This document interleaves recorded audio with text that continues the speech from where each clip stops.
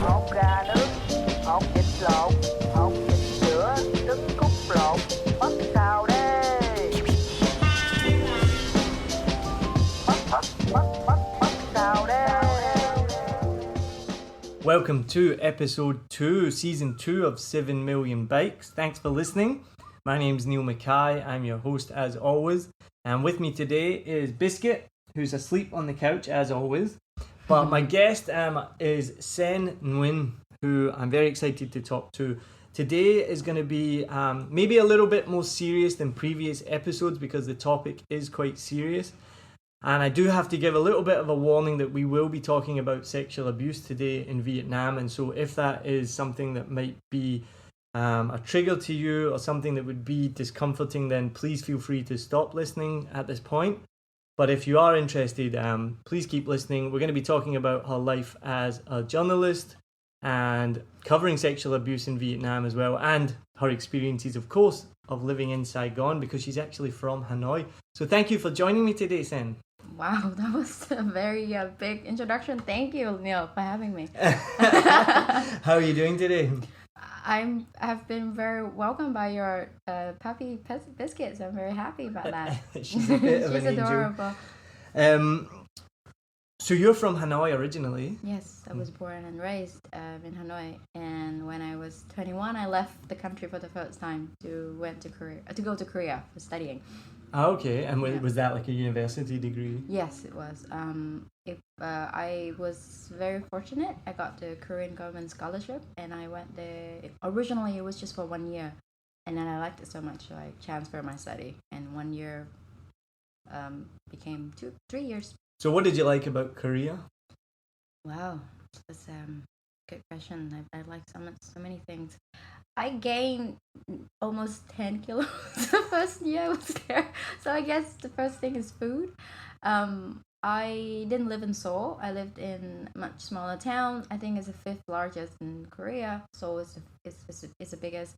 It's named Gwangju. And Gwangju has only like 1.5 million when I was there. And it was a very warming, affectionate community, at least in my experience. And I learned so much from it because I never left Vietnam before. I mean, I think my parents took me to China when I was little, but I remember it vaguely. So it was a huge culture shock for me, even though everybody kind of looked like me, but they don't. I look like them.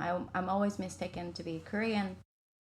When I'm with Chinese people, they think I'm one of them. So I guess one of the things I like about Korea is just that I look indifferent, but when I do express myself, they see that I'm different and they accept that.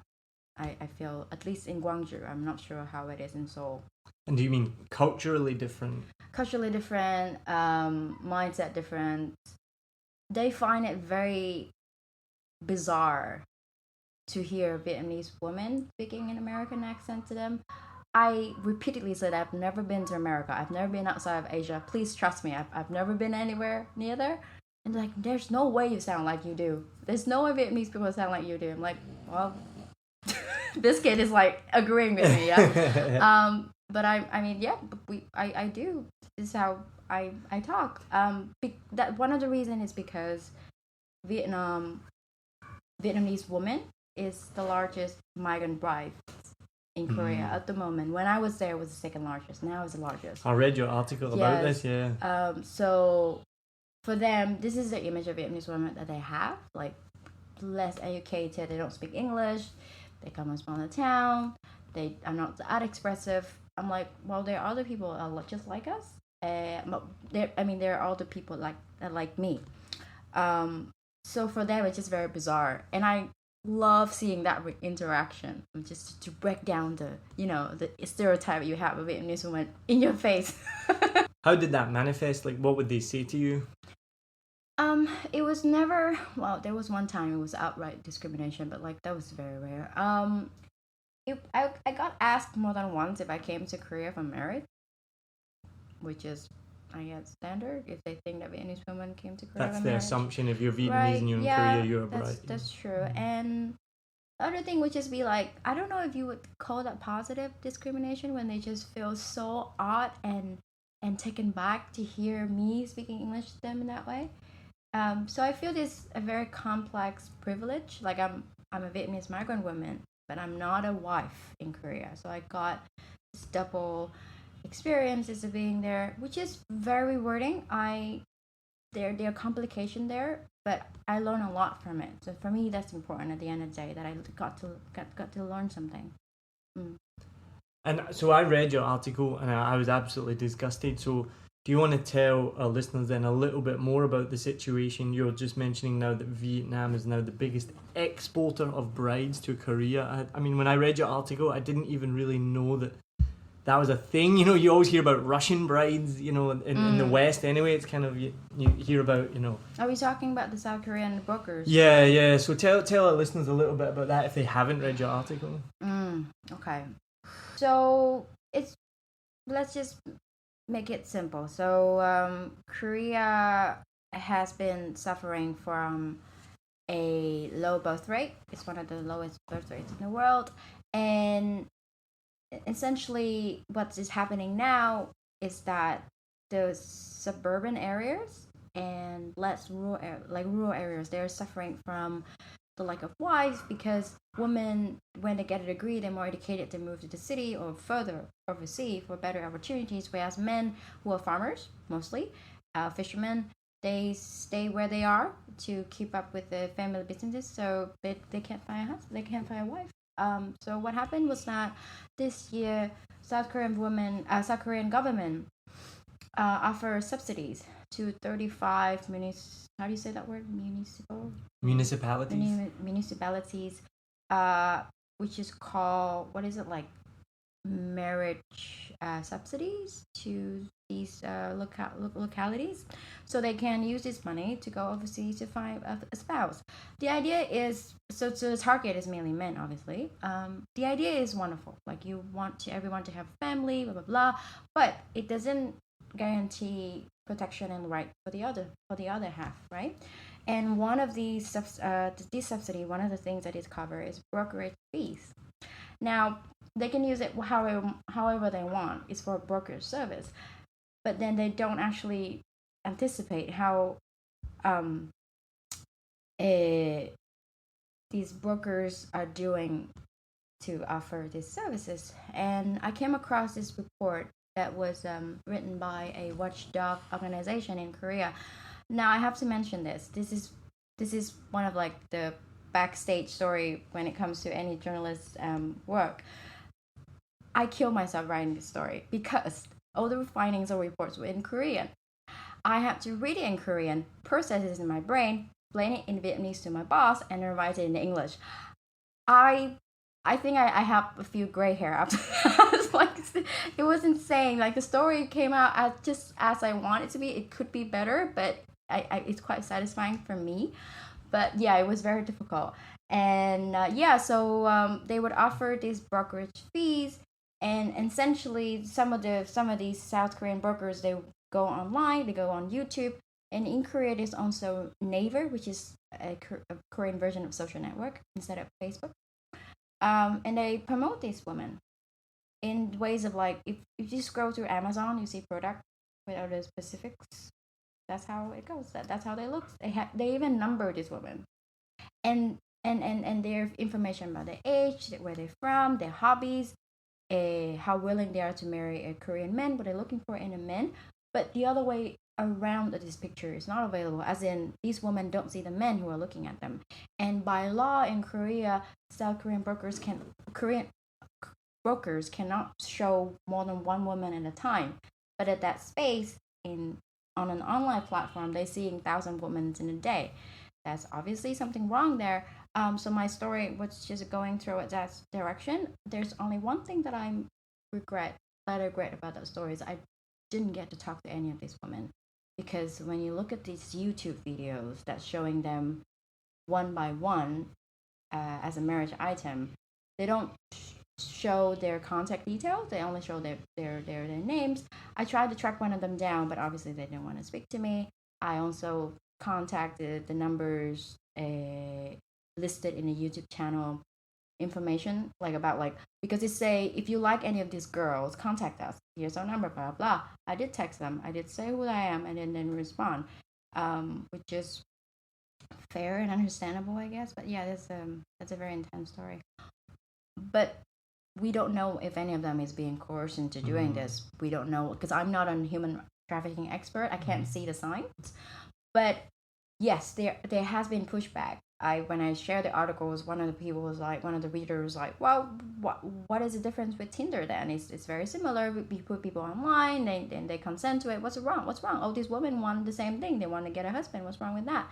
And I talked to a gender rights expert. He works at IC, is a Hanoi NGO, and he said that it doesn't matter if these women consent. It's how they portray it is problematic here. You don't see men being portrayed the same way. You don't see, even if they are, it's still wrong. I don't think it's fair for all these women to become one of the items in the list. And what I will push back though is that, do they know this is how they're being portrayed, and have they been pushed back? And if they do, what do these brokers say? So it's a very complicated situation. I don't think I have the black and white answer here. If it doesn't sit well, then there's something wrong. If you were to put, for example, your wife in that list, yeah, or if your sister in that list, how would you feel? So I would ask myself that question, because we don't really know what's going on behind the YouTube screen, and that's scary. And in your article, you mentioned, so most of these women come from poor rural areas in Vietnam, right? Statistically, that's what we know so far. It's a kind of, it's a symptom of poverty, right? That these women are then putting themselves forward, willingly or not, because they come from a poor background themselves, and then they're being offered this route to Korea, so how do the women perceive, from what you know, how do they perceive this process that I'm going to go to Korea, and what do they think their life is going to be like versus what their life will actually be like, or could actually be like? I would say yes, statistically, a lot of these women who have gone to Korea and have shown interest that they want to go to Korea for marriage are usually not from big cities like Hanoi and Ho Chi Minh City, because unfortunately a lot of parents still think that the ultimate goal of a Vietnamese woman is to get married to a good family and to a husband that can provide, makes you happy. Sure, that's not the only way to be happy. That's not the only way to have a fulfilling life. And I have to say that these narratives that being implanted in Vietnamese women's minds are not only omnipresent in rural areas. I have been one of those. I have received this story from my family. So I'm not fishing for compliments, so don't say anything. But I grew up all my life listening to my family say I'm not pretty. Up until I was 18 when I moved out. I don't listen to those things anymore. But this is what I heard. And they would tell me that, is it because you don't have a Vietnamese beauty standard? We think that it's best for you to get married to a foreign man, because that, I know, I can see your face right now, it's what happened, this is my life. And they would be like, oh, again, foreign men, they are much better off and more educated, and you can move abroad. And this is what I heard all my life. So when they talk about like, oh, this is only happened to rural women, that I'm gonna say it's not true. City women have to hear this narrative as well, but we have the privilege, we have the education to, some of us can jump through that loophole and be like, this is not the only way I can live my life. So this is narrative, yeah, and it becomes, it, whether it manifests into a reality depends on you and other external factors. But so yeah, they would think that is the way to get a better life. But there have been numerous accounts of sexual violence, domestic violence in Korea done on migrant wives and Vietnamese women. Unfortunately, many of them. We recently ran a story about a Vietnamese woman who became a police in South Korea. She actually lived in the same city that I did, and she said since she became a police officer, the rates of domestic violence have not decreased. It's actually either stagnant or increasing, which is scary because a lot of the women here, they don't know about it.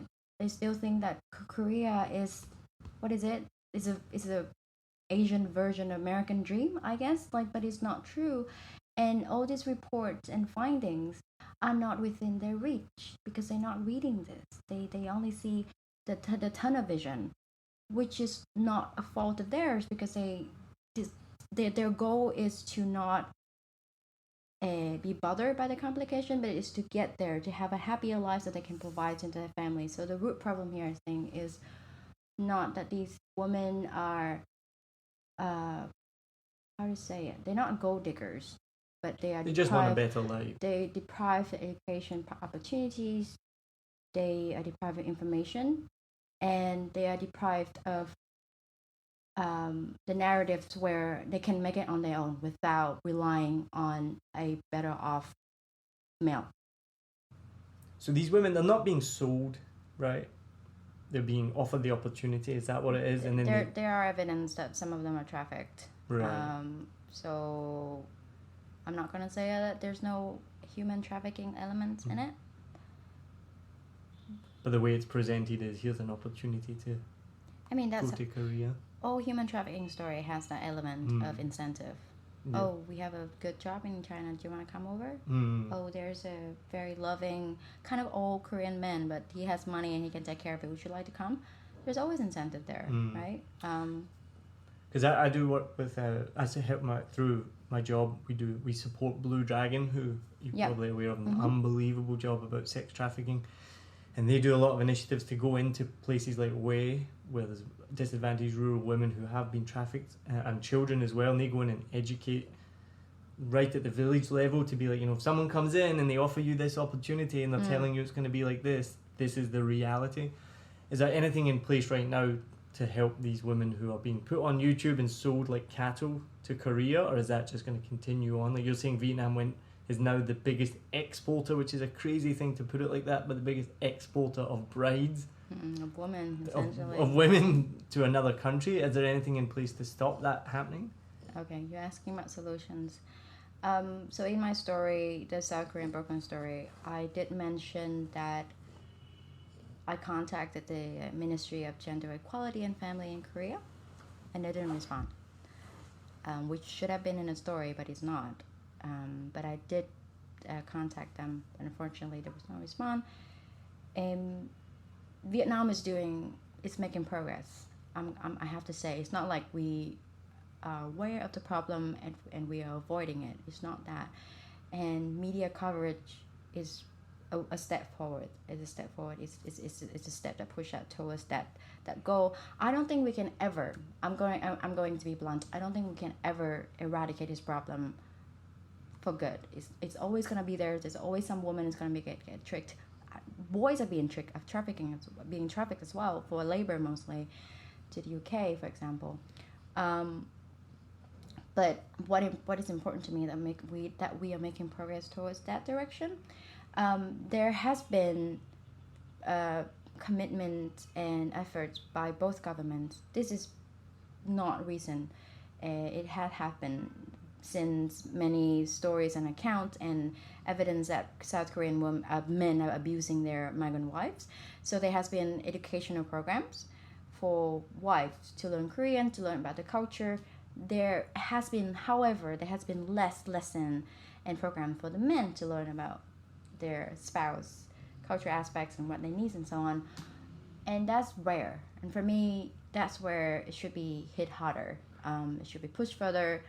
That understanding should come from both sides, and there is this law in Korea. I'm going to paraphrase here, so do, listener, if you catch me making mistakes, please go ahead and let me know.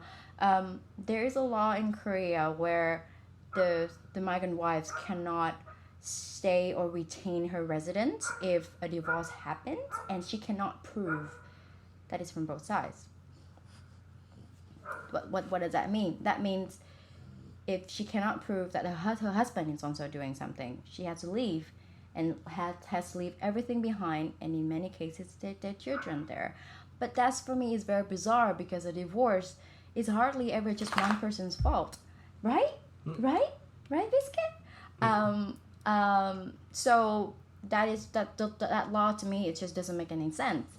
And so there should be some changes there, and I think attention is being put there. There's many problematic issues in the legal framework in Korea when it comes to dealing with and helping and protecting migrant women. Solution here, there is also educational programs done by the government and non-governmental organizations. Blue Dragon is doing a wonderful job. I can't think of other organizations on top of my head. There are many forums on Facebook created by migrant Vietnamese women themselves for other migrant Vietnamese women to know about the life there, as well as to help each other make it in Korea. So the migrant women who are creating Facebook pages, is that to give advice and support other Vietnamese women in Korea? And what kind of advice are they giving them? Oh, like, I didn't go through everything, but the latest update was like language lessons, tax handling. So quite practical. Very practical, not like, very practical advice. Right. Language services, because language barrier is always a thing. I don't know if you have heard of it. There was a very recent case of South Korean man beating his Vietnamese wife for 3 hours, and it was on YouTube, and it was explosive, right? That was in Vietnam, right? No, it was in Korea. Oh, that was in Korea. It was in Korea, and what was, to me, this is gonna sound horrible, but to me, to see that it has become a normal thing for many people, because in Vietnam, beating your wife is seen as a cultural thing, and it's very sad. But what is saddening to me was that there was a kid in that video, and she was observing all of this, and she's going, and that child's going to be traumatized. And to me, that's where my focus is at. Adults, they can work through this. There are many mechanisms that can help them, but I don't know what is going to happen with the kid. And the media, the Korean media, hasn't talked much about the kid, which I understand, because he needs his privacy, or she needs his privacy. But I was very curious to learn how they give him remedies. So because of that incident, and it's gone so spread out that it alerted the Korean government on the top level, and they actually expressed their regret. I've never seen that before. I've never seen, at least in my time, or maybe I'm out of date when it comes to information, but I've never seen any South Korean top governmental official express their regret that one of my people is being hit by his citizen in their country. And to me, I'm not saying this would yield into any solution, because we haven't seen it yet, but I see an acknowledgement there, and that's a very big step. That's a breakthrough for me to see that. So solution, if you want to create a problem, they should know there's a problem there in the first place, right? And I'm glad that we are making that progress. I'm excited to see more, and I'm going to talk about this as a journalist, not as an activist. So we better shift back questions to journalist questions now. Well, what was the fallout from that video? Like, has that man been arrested? Obviously, the Korean government stepping in. He was arrested. However, there hasn't been any more information about what charges he would face and how many years he would spend in jail. We know that he was arrested shortly after the video was published, but that's the thing, we don't know if that was just like the bandage solution, like, oh yeah, he hit someone, it's so bad, we're just gonna arrest him, and we don't know what happened to the guy after. And that's what I would like to know. And in light of the divorce law that you've just mentioned, and so if she was to then divorce him, actually after that, the South Korean court ruled in favor of the migrant woman, because they can see that they are so disadvantaged in many of these situations. So they ruled the case in favor of her, so she can stay if she wants to, but she wants a divorce in custody. Rightly so. Fairly. I want to pick up on something you said just a minute ago. You talked about education for the men in this situation, right?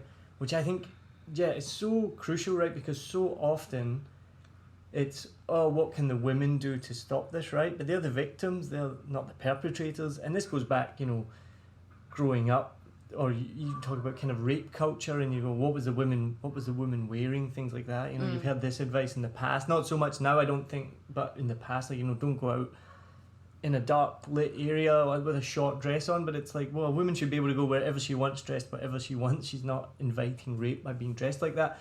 So that is good. That is important. I think that the men are educated, like, to, you know, in this process as well. But it ties into, I've read some of your articles, and the one that kind of like I felt uneasy about was there's women now being given self-defense lessons. That's my favorite. Okay. And as soon as I read that, I was like, but no, they shouldn't be taught self-defense. The men should be taught not to sexually abuse them.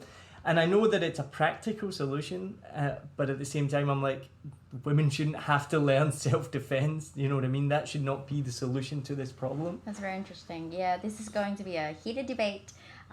You're not the first one who brought that up. Like, why should we teach them self-defense? We should teach men this. Well, but there's nobody teaching men just yet. I haven't seen any education of this large scale that's big enough for us to pay heed to it, that men should not be doing this and that. So in the meantime, we are going to do this on our own. We're going to take care of ourselves. Just like we all agree that this issue cannot be so one side. So while we are sorting out stuff, we wait until you guys sorted out your stuff, yeah? So when it comes to this story, it's very easy to fall into that logical fallacy of like, what about autism? What about this and what about that? Well, this story, the existence of this story, the fact that I'm bringing it up doesn't discredit other story, doesn't discredit the fact that men should learn about this as well. I'm telling the story on this one side. Yeah, and when there are education programs for men, believe me, I'll be reporting it, and then you can say, everybody can sit back and be like, okay, something has been done for the men. So in practicality, I'm not saying it's a bad idea. Like, I think it's definitely like, you know, I know that's great if women can be trained to not do that. But I'm more saying philosophically, I guess, that it's terrible that it has to come to this, that we have to train women to protect themselves, right? Exactly. I think it's definitely something to put in mind. It's not just to defend yourself against sexual predators, right? There are sex predators. There are so many other vile things that can happen to us. It can be robbers. It can be, I don't know, a gang that want to mess you up. So it doesn't just about like women versus men. It's just women learning that they are capable of protecting themselves. They don't have to rely on anybody else. And I think it's a great boost of self-confidence for kids. So my story actually focused on the kids' classes. This is a class for kids. It's as heartbreaking as it is for me to stay there in the class. There was one little detail that I was trying so hard to blend it in the story. And I'm not going to spoil it. I mean, I'm not going to spoil the rest of the story, but I'm going to spoil this detail for the readers, yeah? Well, what I will do is I'll put your stories in the show notes with a link. So anyone, if you're listening, go into the show notes and you'll be able to find a link to all these stories that we're talking about. But bear in mind, this is not a breakthrough story. It's just a very mundane, but I think it's an interesting read. So you guys might have heard about the ex-prosecutor who may or may not touch a girl. Well, the video showed that he did. He got 1 year and 6 months in jail. So there was one thing that he told the press when he was, told the police when he was arrested and was questioned, was that he petted her. He pet her. He didn't do anything bad. He was just petted her. So the instructor in the self-defense class that I was observing, he used that word when he was staging an attack. I'm like, I'm going to pet you. Let me pet you.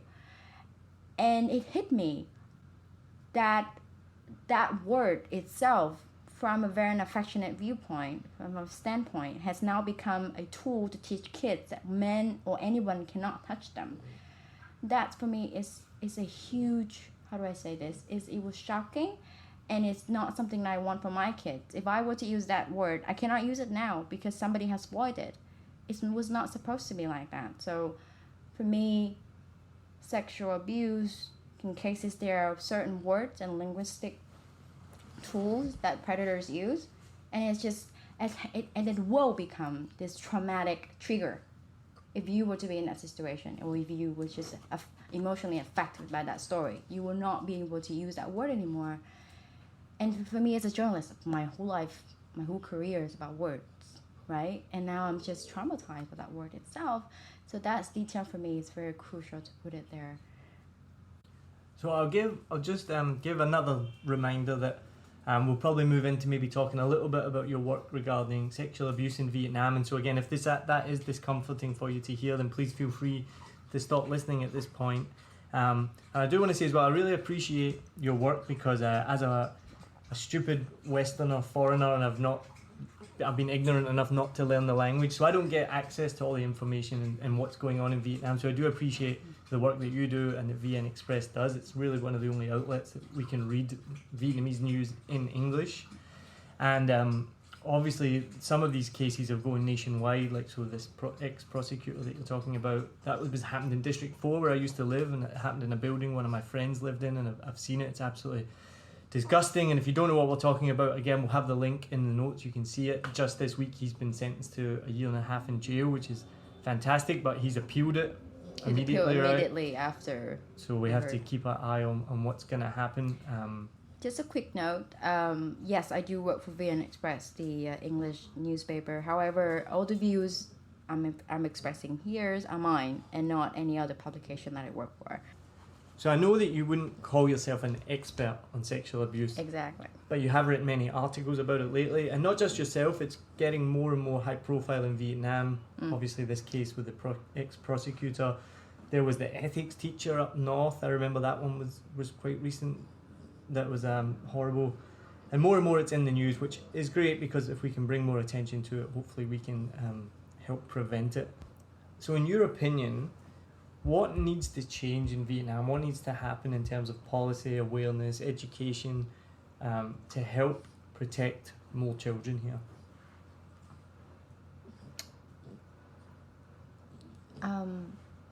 I have to put it out there that sexual abuse has always been a problem, but it has only gained publicity and awareness in Vietnam just recent years. One of the reasons is because open talk of sex is taboo. Everybody knows this in Vietnam. You can have some intimate conversation with your partner, maybe with your close friends, but when it comes to being sexually abused, it's not something easy you can talk about. And I feel like there should be safe space for people to be able to express themselves if they are being abused. And I'm talking in terms of household. Parents should be willing to listen to the story, or at least notice the signs when there's something wrong there. Also, sex education is not a very established program here. There has been good news though. I did provide a story about sex education in Vietnam, and there has been progress since. Ho Chi Minh City itself is deploying sex education classes for, I think, kids under 10. I don't remember the announcement. It was announced last week, and that's a great thing. That you can see people are paying attention to something that is so natural for all of us. Sex. Everybody does sex. We need sex to reproduce and continue this species. Why are we not talking about it? I don't want my kids to learn about sex through porn. I did that, right? And unfortunately I have to, because there's no other means of learning it. But now I can see that we are making towards that process. Yes, you learn that sex education is beyond biological. What is it? Coitus? Is that the word to use? But there's also other stuff, like what is intimacy, what is acceptable or not. And I don't know if the current program that Ho Chi Minh City is running is going to be like that. It's going to be like, oh, this is acceptance, this is not, this is a family petting you, and it is a man touching you appropriately. You should know the difference. So I don't know if we are actually there yet, but just put it there. Just put the sex education program in all schools, and then we can start talking about what is not acceptable or not.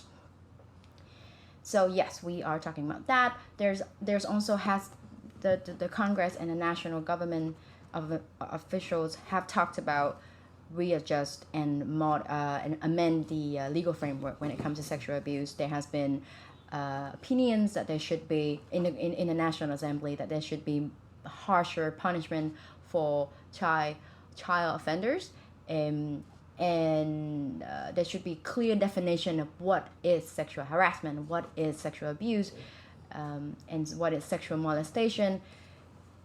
For the first time, actually, they have input what is sexual harassment at work in the law, and I think that's fantastic. And now we are talking both adult and kid offense, and I think one of the root problems as well when it comes to sexual abuse in Vietnam is that we don't know what it is. We don't know what is constitute a sexual abuse, and that was what the debate of what the ex-prosecutor did as well. Some people say, oh, he was just loving, he was a grandfather, he was hugging someone of his granddaughter. But I find that argument very problematic. We don't hug people, like Vietnamese people, we don't hug. Like, this is not something we do, especially strangers. Like, why would you do that? So for me, from a cultural viewpoint, that argument has already lost my attention. So we don't know what it is, what sexual abuse is. So if we can define by legal framework, if it can be something of a discussion within the family itself, as like, this is not okay, this is okay, if you should always keep distance to strangers.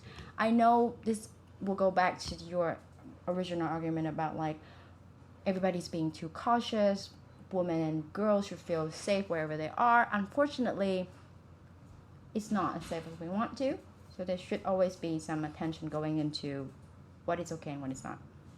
It's interesting you're saying about providing education to children, especially. What's the difference between, affection, petting from a family member, and sexual abuse, right? Because we obviously still have to show love and care to children, right? And there's a correct way to do that. And it's a shame that that's being used as an excuse, and I saw it on your article in the comments. One person commented, but in Vietnam we're all called uncles and grandparents, and we should be able to show affection. The man in the lift was just showing affection to this girl. And it is a shame because you don't want to lose that being able to show affection, which I've noticed in Vietnam can be very loving and very caring when you see somebody with a child and they're very affectionate towards them in a very clearly non-sexual way. That's a beautiful thing. That's fine. The premise of it is wonderful. Yeah, sure, we should be affectionate with each other, but I think the children should have to say in whether they're okay with that affection or not, whether they want to receive that affection. The camera footage of the ex-prosecutor's case clearly showed that the girl ran out. She ran out of the elevator as soon as it's open. The family said she wasn't traumatized. Well, I don't care what the family say. I want to hear what she said. But in light of child privacy protection, I'm okay with not hearing her. But it's just for the whole thing for me. I'm just focusing on the evidence we have. Yeah, it's a camera footage. So for me, when it all comes to family values and family hierarchy in Vietnam all over again, that adults will say whatever they want. They're going to say, oh, we want to do this for you, you should be okay with it. No. Yes, there are things that children should be taught, like you should not do drugs, you should not have sex without condoms, you don't go out after 12. If you're under 16, fine. Those are, you should finish school before you want to do anything major in your life, because education is important. Yes, those are the must. But when it comes to affection, when it comes to how to express them what they want as children who are under 18, we should have a voice. I did not have this, and I feel that it affects us. And it's until we see children as little humans, but with the voice of themselves, then we can start talking solution here. All of the solution I'm having at the adult level, I want to see something of the capacity of the mechanism that would give children the voice, tell them that they can speak their mind as well. And this will help with our education, because you know this, a lot of people are aware of the fact that many Vietnamese students are not expressive. They don't say their opinions in class, and I feel like this will actually would help with the solution, with the problem we have. And is that culturally, because very much I think in Eastern culture, Asian culture, it's respect your elders, right? Or respect the person in authority. And is that where it comes in? So children are very, very reticent to speak up because they're taught from a young age. You don't speak talk up. back to Yeah. to the elderly, to the adult, to your superiors, to your teacher. Yes, it is definitely a Vietnamese culture thing. I would not say it's an Eastern culture thing because I don't want to generalize. I know there's a lot Sorry of... if I generalize. No, it's fine. It's fine. It's a very common understanding. I think respecting the elderly is a fair ethics to have, like ethical moral point to have. However, I don't necessarily agree with respecting the elderly no matter what. For me, it should start from a point of like, I respect you for who you are because you have ethics, because you have something for me to respect. The fact that you are old doesn't automatically mean I'm going to give you my respect. And for me, that's for me doesn't sit right. I know even though this is a culture thing, nobody question it. Like not many people question it. But I question it. Everybody goes, oh, why should I give you the privilege? I will be old too. Doesn't mean I'm going to expect everybody to respect me. And respecting the elders should not come from an authority point, standpoint. If an elder person were to come to me and be like, you have to respect me because I'm older than you, they're not using logic to convince me. They're using their biological degradation. Everybody has that. You are not the only one. Why are you using this as an argument? I love that you just called someone, you used the term biological degradation to call somebody old. That is absolutely true, But and a it's great true, way to call someone. right? So Because like you're if- more biologically degraded than me. I'm not going to listen to No, you. just faster, because they were born before. I don't mean that. I don't mean... That's a great way to put it. It's a very scientific way to talk about being older. But it's not just people being older, it's people in authority as well, right? Yeah, Which are generally older. I mean, I would definitely respect someone if they have merits in their argument. If they're going to use their biological feature to convince me, I'm not convinced. I'm sorry. So if that's part of the problem is, children are afraid to speak up because of this ingrained cultural thing where you respect your elders or people in authority and you don't speak up, what are some of the solutions then? So, when I was writing about sexual abuse, specifically of underage school kids done by teachers, I talked to UNICEF, and this lady from UNICEF was telling me that there should be more encouragement, obviously, of students expressing themselves. Yes, definitely. I think that's falls more under the responsibility of the teachers, but students should also know they have this right as well. They shouldn't wait for the teacher to tell them that they have this right. There should be a mechanism where students are getting access to the fact that they are aware of their rights to speak out. And also, she suggested that there should be a hotline within the school that provides anonymity where student can report abuses. I think that's very important. I don't think we have that yet in school.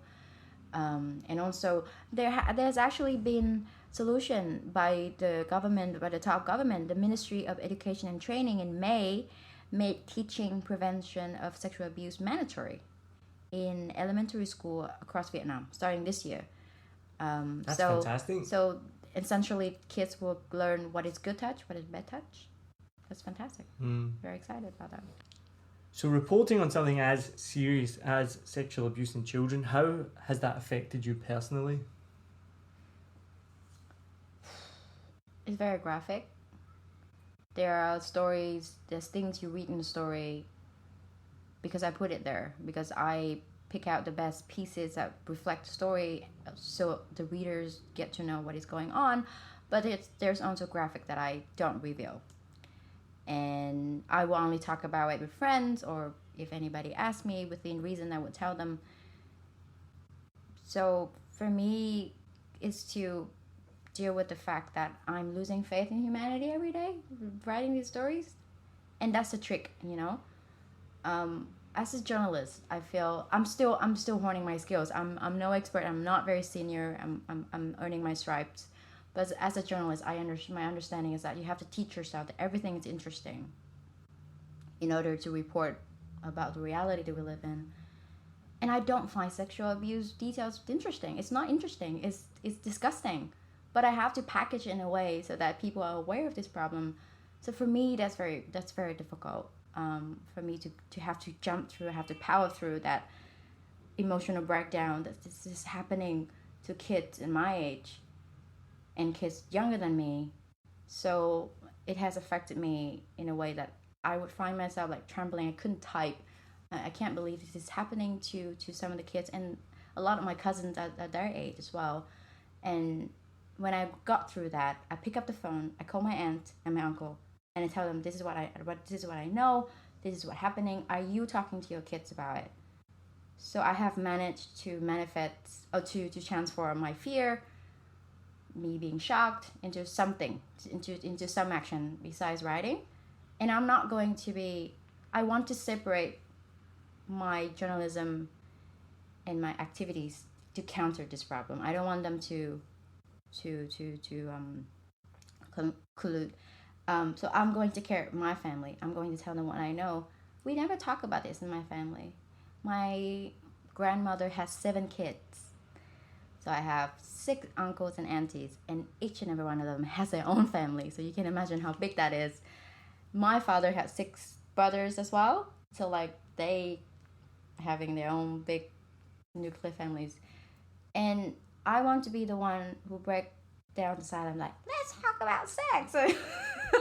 So I How think does that go down at the family dinner table? Oh no! Like it'll be whisper. Like I don't raise flag and like go into them like a riot. I'm like, let's talk about this. I don't do that. I wish, but like they will probably tone me down. I would try to sneak in the conversation very very subtly, but like it's gonna hit them hard. Of the conversation. Yeah. How do you not lose faith in humanity, like you said there? Like, what do you do to keep yourself positive? Because it's so tough, and like even when I've read your articles, it can make you be like, people are so horrible. But what do you do to keep yourself positive? I'm going to teach myself not to be numb first. I'm going to teach myself to keep repeating to myself that this is not normal. Even though we are reporting this every day, there's always cases of somebody being raped and impregnated by the teacher. This is not normal, even though it's repeatedly happening. And for me, that's even more challenging than to stay positive. Once you normalize something, you lose the urge to solve it. Yeah, so then that's for me, it's even more challenging. How do I keep faith in humanity? I keep people who are countering this problem in my loop. I will talk to them. I will keep up to date with what they're doing, and keep asking about solutions. What can I do? As a journalist, I mean, I've already done my job. That's writing about it. But yes. Give me an example then. I want to hear one of those people that keep you positive. Give me an example of something you hear about something positive that someone's doing and you're like, yes, something good is happening. So I mentioned earlier about a Vietnamese woman who became a South Korean police officer. She's a fantastic example. She's one of the only 7 Vietnamese police officers in South Korea. She had to give up her nationality to be one. You can't be a Vietnamese citizen and be a South Korean police officer. So a story like that keep my hopes up. And like, she has to go through all these barriers. You have to give up your nationality. You have to learn a different language. You have to catch criminals in Korean. I can't even like converse my needs in Korean, and she's doing this. So stories like that keep my hopes up. And Blue Dragon is doing a wonderful job. I'm actually, so when it comes to all this sexual abuse stuff, yes, it's everything. Everybody knows it's bad. From moral standpoint, there's no argument. There's it's undoubtedly that is vile. But we need technical skills for that as well. You can't just be like, oh, it's bad, what can we do? I'm actually getting training about that. I was in Hanoi earlier for a fellowship where I'm taught to be, I don't know if that's a word, a sex ed fellowship. So I'm going to get a certificate in that field where I can talk technical skills, and I can have technical knowledge when it comes to sex education. And I feel that's very important as a journalist and as a person. I should know what it is about that aspect. So yes, solution that I see around me that I can do myself knowledge is where I go to keep my humanity, keep my faith in humanity alive here. That I know things can be done. It's just that it's gonna take time. That's so great to hear, because it is a really confronting topic. It's not what you want to talk about. It's horrible, but it exists and it's out there. And so it's good to hear that you're not getting, it's not wearing you down. Oh, it is. It is, but it's rebuilt itself every day. Yeah. We rebuild ourselves every day with new things we learn, right? We got broken down at the end of the day, and then tomorrow you rise up, you patch the pieces together, and hopefully you evolve to something greater and more meaningful of your better self. So what's been the general response to your articles? Very mixed. I'm trying to stay on the positive side because I know that once my work is put out there, it's going to be scrutinized. It's going to be booed by the naysayers, right? So I'm still working on dealing with that. But there has been a lot of positive responses like yourself. Like, again, coming back to my original point, you should know there's a problem. You can only solve a problem if you know there's a problem there. Everybody knows sexual abuse happens everywhere. That's not what I'm saying. I want people to know how it's happening. That's the question I'm most fascinated about, how and why. So I'm trying to push that further. I'm not going to judge the general responses of my story. I'm happy there are responses from the get-go, right? If it's numb, it's be like, whatever, nobody's reading it, then I'm going to be worried. But there are responses, and I'm going to keep up to date with those responses to see what they say.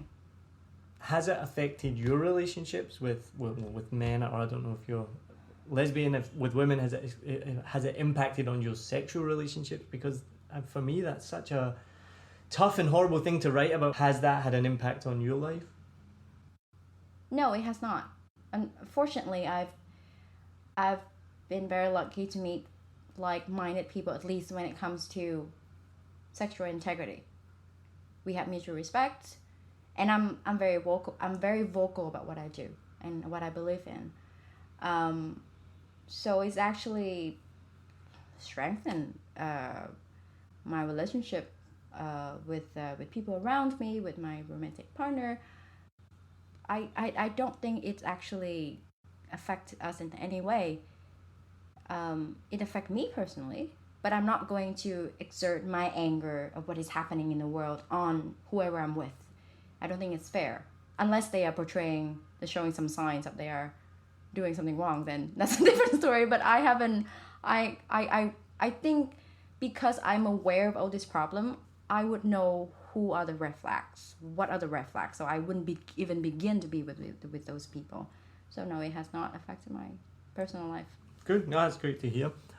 Well, thank you so much for telling me all about your articles. If anyone's listening and you were concerned about listening to stories of sexual abuse, we're now going to move on, so there'll be no more talk of that. So if you have skipped through and you're looking for a part where we do move on from those kind of stories, this is the part now where you can start listening again. So you're... Just a side note, I do write about other stuff other than sexual abuse. Yes, sexual abuse is not the only passion I have. Well, I was going to say you did write about... I read your article about the My Lai Massacre.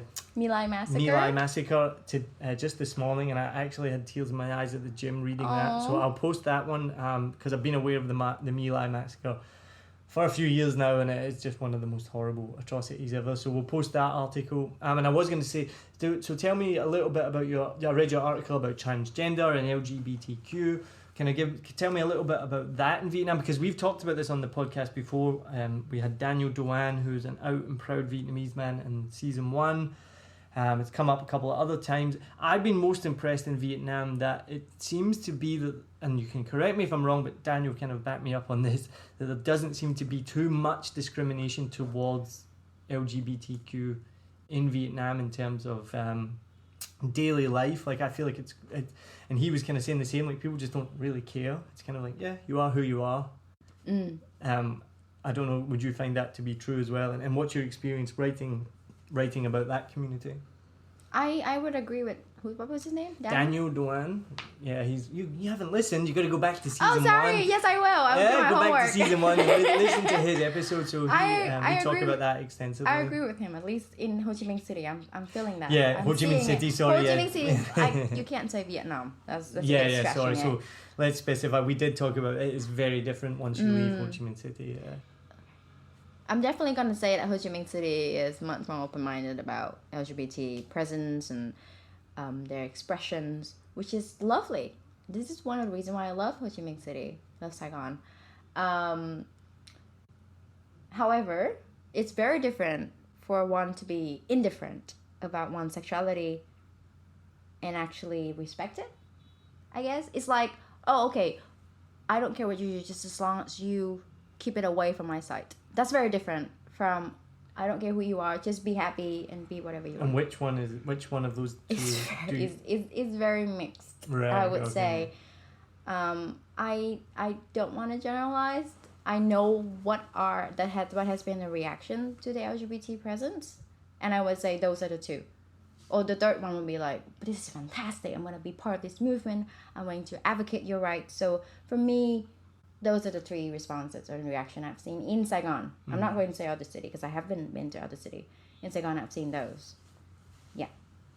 And so from the conversation with Daniel, there doesn't seem to be too much discrimination against people from that community. Would that be right? In Saigon, in terms of talking about job prospects, general treatment in life, they're generally treated quite equally. There's not a lot of health services offered to LGBT people. So that would be a problem then. Yeah, but I don't know if that would be called discrimination. It's just a lack of that. And is that improving? It is improving. Saigon has the first LGBT focused hospital or like clinic or something a couple months ago. That's fantastic.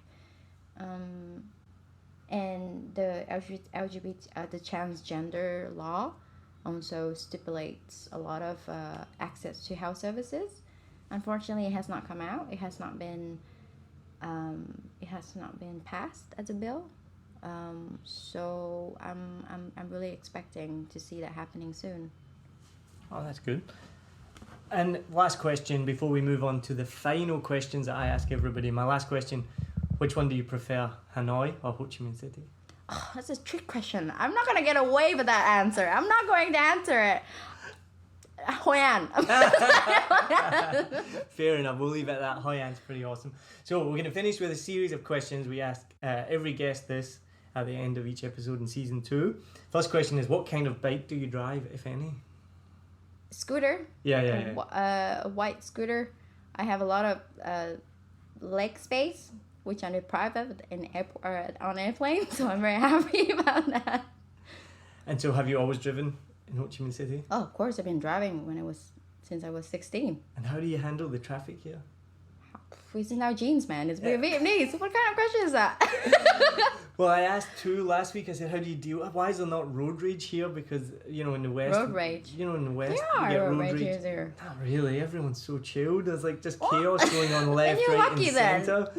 I've been here 3 years. You barely see anyone get angry. I feel like I'm the angriest man on the road. And I don't really do anything. I'm just in my head. I'm like, argh. I see it in Hanoi a lot. Really? I don't see it here. No. For me, I'm not going to get away from this answer either. But me driving in central areas in Saigon is so much nicer than the same experience in Hanoi. Okay. Central areas, like downtown areas in Hanoi, people drive without helmets and honk at you and they give you the eyes and I don't want to give them the same eyes. This Saigon is not happening the same. It's not the same. Everybody who has helmet, they seem civil. There's some idiots, but in my experience, it's nicer to drive in Saigon than Hanoi. Yeah, I haven't really driven in Hanoi, but it's really civil here despite just the absolute chaos. And two's answer was that it's the Buddhism. What? The fact that Buddhism is so prevalent here, that's why everyone's so Seriously? kind of zen. That was the wow. answer. I was about to. I wasn't going to talk about it from that angle, but it's interesting that you mentioned that. Does that mean that Hanoi is not Buddhist? I didn't notice. Wait, what does that mean? But if you notice, there are not a lot of police officers on the street here. No. None. In Hanoi, it's every corner. Oh, really? There's many of them. Yeah, police officers, like traffic ones. Now, one thing is you see this often in Ho Chi Minh, and I'm sure nationwide. What's the oddest thing you've seen on a bike? At first, when I saw this question, I thought of a sled pig. Yeah, I mean that's pretty odd, right? Like, It's odd, but then again, it's like, well, they have to transport it somehow. It's not that odd, but like the second thing that I think of is like I see old couple driving each other, and they would hug each other, and you would see the man driving, but then one hand is on, one of his arm is wrapped around his belly, and under that is the girl's. It's a woman's hands. That's, for me, it's so bizarre because I only see young couples doing that. And I don't see old people doing it. I mean, by old, I mean people like... have sex too, remember? Sure, in private, I just don't see them show affection, on a bike, driving, and like very affectionately, like the guy would put his hand on the woman's hand. I'm like, that's beautiful. That's so freaking odd. Like, I don't see my parents do that. For me, that would be a lovingly odd thing. Lovingly odd thing. That's beautiful. All right, you have 24 hours off, no more journalism, no more reporting. You can take a day off. What do you do with yourself? I'm going to be so vanilla. I want to go to the beach. So my perfect day. Well, which beach? Because Saigon, there's not many beaches near here. So go on, tell us your perfect 24 hours off. I'm going to be so vanilla. Oh, you guys going to judge me. It's going to be personal as well. My perfect day would be, I wake up, I have a very nice fruity breakfast, have sex. Oh my god. I think it's very practical, yeah? Because 24 hours, something should be fun in that. 24 hours, they have sex, and then I would spend the whole morning reading in a brightly lit room. Or it can be by the garden, it can be by the beach, and then have lunch and with either a philosopher or an activist. So I can have a heated debate with them at lunch. And then in the afternoon, I love cycling around the lake. So I would like to do that for 2 hours and then do yoga, maybe sexy. Should we cut this out? No, I'm not. Zip it to the same person, not No, just going cycling around the lake and then just randomly. Like, I'm expressing like I want to spend 24 hours. For me, in a perfect day would be spending with the people that I love and I care about. So the activities of like cycling or reading can be done alone, but other stuff I would like other people to get involved, and I would cap up the night with a lovely dinner with my friends who I in Korea, and I very miss them. Do you have a particular restaurant you would go to? Are we talking Saigon? Sure. This is a Saigon podcast. Oh, so many. I really love this vegetarian restaurant. It's very small scale, but the services the food is great. I'm more of a food over ambience person, so I would definitely recommend Tip restaurant on Phan Kê Binh Street. Very, very affordable, and the food is lovely. Yeah. Cool. We'll put that in the notes as well. We'll get the link for that. This is not a PR statement. I'm just stating my don't worry, favorite. we talk about restaurants and beer and everything all the time. So if you had the next week to explore Vietnam, where would you go? What? Oh. I've never been to Con Dao. I would love to go to Con Dao. You see, you would, like in the daytime, you would absorb all the suffering of the prison feel, and at night you enjoy yourself by the beach. I feel like that's I sound so vanilla when it comes to this question, but yeah, my needs are very simple. I don't understand the definition of vanilla when you've just talked about sex for like the last 5 minutes. I also Con Dao, I don't know why that's vanilla, because Con Dao, I've not been, but I've heard it's beautiful. I know people who've stayed at the Six Senses, which would be a dream. It's a bit, the reason why I say pricey. vanilla is because like it's just one of the major tourist destinations. I can't think of it I don't know if off the Con Dao chart. is. I don't think that comes off the tip of the tongue when you think of tourist destinations. Well, that's good then. I'm not vanilla. Yeah, That's Con wonderful. Dao's a good one. I do want to go there. Me and my wife, we definitely want to check that out. But I don't know if we'll stay at the Six Senses. Maybe if they listen to this and they're like, oh yeah, you can come up here and record an episode and have a free night, that would be pretty awesome. Oh wow. And then the final question is, do you have a hidden gem in Saigon that you can share with our listeners? Gem. My house. I don't go out and work out in front of people. No, wait. Not a gym. Gem. G-E-M. A jam. Oh, I'm sorry. I'm a second language user. No, sorry. It's my Scottish accent. No, it's not yours. Do you have a Please hidden... bear in mind, listener, I make a lot of mistakes in this podcast, and I know it, but... Listen, native speakers can't understand me. This is not a you problem. This is a me problem with my accent. Do you have a hidden gem that you can share with our listeners? I don't think it's hidden, but when you drive by Two Tiem Bridge, there's that section when you look to the right, you see Pitexco, you see the middle finger building, and and you see this massive piece of Saigon that is not Saigon anymore at nighttime, and it hits you that the city is growing with or without you. So for me, it's like a point where I question where I have like a mild existential crisis, because it's like a hidden gem when you like reflect on yourself and the city where you lived in. So yeah, when you drive by Two Tiem Bridge and you look to the right at nighttime, you see those massive blocks. So take a look at that. Perfect. We'll put a link on the website as well for the dot on the map where you can go and check that out as well. So thank you so much. This has been incredible. Fun, but also like obviously really deep and interesting. And there are some problems in Vietnam, like every country as well. And I think there is a lot of work to do. And I'm glad that somebody like yourself is shining a light on it. That obviously having a media presence, having the media report on these things is one of the most important things, because if people don't know that it's happening, then there's not going to be a solution, like you said. So while it can be confronting and while it's horrible to read about, it is happening and it's out there. And the only way we can really start to change is to learn about it and then take action. So thank you for the work that you're doing. I've worked with children my whole life.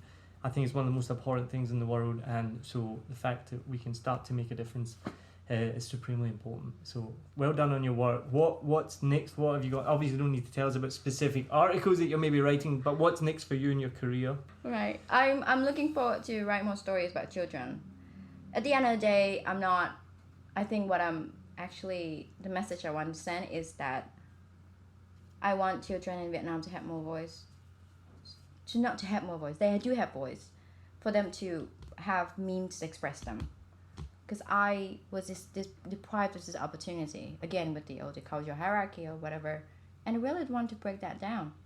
I will not be ready to have children of my own if this problem is not sorted. So what would be your hopes and dreams then for the future in terms of what we've been talking about today? I really wish that we had more transparency when it comes to information, and we are going towards that direction, and I'm very happy about that. I also hope that people don't see vulnerability and compassion as weaknesses. Those are usually characterized as feminine characters. I think men have that too, but you guys are just so screwed when it comes to like you have to suppress those feelings and those elements, and I feel like it should be expressed more. So yeah, I want Vietnam to have that. Awesome. Well, let's hope, and I think it's good that I think it's getting that way. As you said, like legislation's changing, policy's changing, people are becoming more aware of it. There's more education in school, so I think it's moving in the right direction. As always with many of these things, it's going too slowly, but hopefully it can speed up and we'll get to a better place. So thank you very much. Thank you for your time. Enjoy your weekend. I hope you've enjoyed listening to Sen. She's been an amazing guest. It's been an awesome episode, and I hope that people have enjoyed listening to you, and look out for future episodes. Thank you for having me now. You're very welcome. Have a great day. Cheers. Hột vịt lộn, hột vịt sữa, trứng cút lộn, bắp xào đây. Thanks for listening to episode 2 of 7 Million Bikes, a Saigon podcast. And a massive thank you to my guest, Sen Nguyen, for not obviously being thoroughly interesting but entertaining to listen to as well. It was good to hear that she still could make light of it and wasn't too beaten down by the seriousness of her reporting that she does. I think she does a fantastic job, and it's great to shine a light on these issues. However discomforting they might be, it's good to get that message out there, education, and see that things are changing for the better. Maybe not as fast as we'd like, but it's still good to see. Thanks for listening. As always, it's great to know that so many people out there across the world are tuning in. If you want to leave me a message, you can get me at 7millionbikes@gmail.com, or send me a message on our Facebook, or just leave a review. That would be great. If you are looking for where you can listen anywhere: Google Podcast, Apple Podcasts, Stitcher, Spotify, or the website 7millionbikes.com. So thanks again for listening. Check out the previous episodes if you've missed any, and if you've got any suggestions for someone that you'd like to hear being interviewed, drop me a line, let me know who they are. We can maybe try and get in touch and see if they want to come on the show. So thanks again, I really appreciate you listening. Have a great day. Học dịch sữa trứng cút lộn bắt xào đây. Bắt xào đây.